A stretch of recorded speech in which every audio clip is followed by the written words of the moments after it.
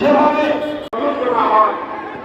তাহলে রাজপথে নামতে পারে, কিন্তু যে আশায় নামবেন সেই আশা কোনোদিনই আপনাদের পূরণ হবে না। এখন এই ঐতিহাসিক সভাপতি কালকিনি উপজেলার সংগ্রামী সভাপতি মহাসিং খবর করছে অতি দ্রুত আপনারা যে যেখানে ঠাকুর মাইকে এবং দয়া করে আপনারা মাঝখানে আসেন, মাঝখানে দয়া করে সকলকে বসানোর জন্য আপনারা তাদেরকে বসানোর ব্যবস্থা করুন। আছেন আপনাদের স্ব এলাকার লোকজনকে সুন্দরভাবে বসানোর দায়িত্বটা আপনাদের।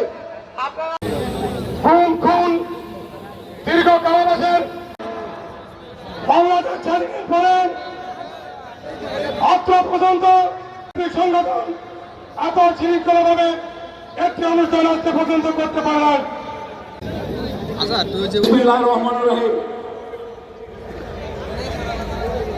বাংলাদেশ জাতীয়তাবাদী দল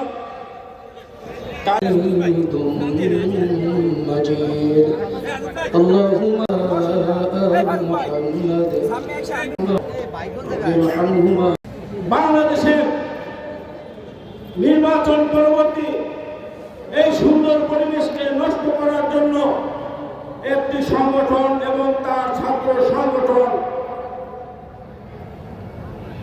যেভাবে একটি দলের বিরুদ্ধে এবং দলের প্রধানের বিরুদ্ধে বাজে ভাষায় কথা বলছেন, বাজে ভাষায় রাজনীতির পরিস্থিতিকে গরম করার জন্য যেভাবে তারা বাজে ভাষায় প্রধানমন্ত্রীর সম্বন্ধে বক্তব্য দিচ্ছেন, আমরা সেটা ধিক্কার জানাই। বন্ধুরা আমার, ছাত্র শিবির ছাত্র দলকে বিভিন্নভাবে হেয় প্রতিপন্ন করার জন্য, প্রধানমন্ত্রীকে হেয় প্রতিপন্ন করার জন্য বাজেভাবে বক্তব্য দেন। কিন্তু বিগত দিনের ছাত্রলীগ আর বর্তমান ছাত্র শিবির আমরা যদি সামনের সারিতে দেখি তাহলে মনে হয় আমরা ছাত্রলীগের মিছিলটাই দেখছি। আজকে ডাকসুর ভিপি বড় বড় কথা বলছেন, আমরা 17 বছর রাজপথে ছিলাম, গুম হয়েছিলাম, এদেশের মানুষের জন্য জীবন বাজি রেখেছি। আমরা কিন্তু দেশকে ভালোবাসি, এই গণতন্ত্র স্বাধীনতা রক্ষার জন্য এখনো রাজপথে জীবন দিতে প্রস্তুত। কিন্তু আপনারা নিজেদের স্বার্থ হাসিল করার জন্য যেভাবে বেহায়াপনা করছেন, ক্ষমতায় না আসতে পেরে যেভাবে পাগলামি করছেন, পাগলের মতো হয়ে গেছেন, সেই পাগলামি কিন্তু ঠান্ডা করার ক্ষমতায় বাংলাদেশের জনগণের আছে।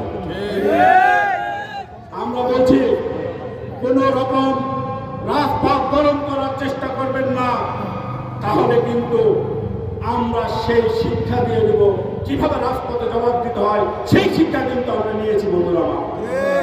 সেজন্য সকলকে সংযতার সহিত মুখের ভাষা ঠিক করে প্রধানমন্ত্রী সম্পর্কে বক্তব্য দেওয়ার অনুরোধ করছি। আর এই নির্বাচন 17 বছর মানুষের ইচ্ছা আকাঙ্ক্ষার নির্বাচন, এই নির্বাচনের ফলাফল বাংলাদেশের মানুষ মেনে নিয়েছে, আমরাও মেনে নিয়েছি। আমরা কারো যদি পছন্দ না হয় তাহলে রাজপথে নামতে পারেন, কিন্তু যে আশায় নামবেন সেই আশা কোনোদিনই আপনাদের পূরণ হবে না।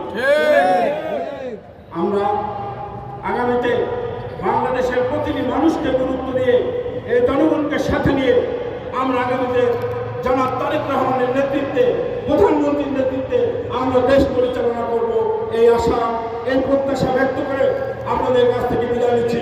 সকলকে ধন্যবাদ। বাংলাদেশ জিন্দাবাদ, জনাব তারেক রহমান জিন্দাবাদ।